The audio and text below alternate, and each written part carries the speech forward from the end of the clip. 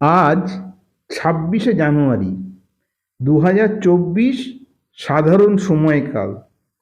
আজকের দিনটি ভারতের প্রজাতন্ত্র দিবস রূপে উদযাপিত হয়।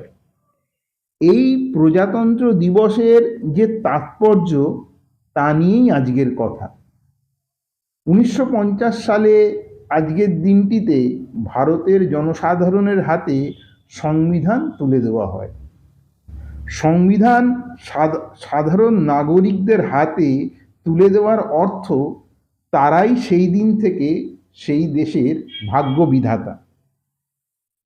আমাদের সংবিধান রচিত হয় ডক্টর ভীমরাও রামজি আম্বেদকরের নেতৃত্বে।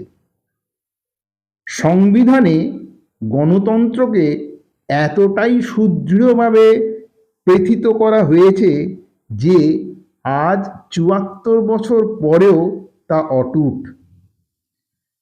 পরবর্তীকালে আমাদের দেশের নেতারাও সাফল্যের সঙ্গে এবং কৃতিত্বের সঙ্গে এই গণতন্ত্রকে রক্ষা করেছেন। আমাদের দেশের উত্তর দিকে তিব্বত এবং তার উত্তরে আরেকটি বৃহৎ দেশ আছে। আয়তনে এবং জনসংখ্যাতে আমাদের থেকে অনেক বৃহৎ, কিন্তু সে দেশের জনগণ সে দেশের ক্ষমতায় ও শাসন ব্যবস্থায় অংশগ্রহণ করার অধিকার তাদের নেই।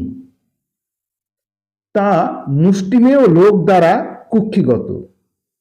৯৯% বেশি মানুষ সেখানে শাসিত ও শোষিত। কাজেই গণতন্ত্রের তাৎপর্য সহজেই অনুমেয়।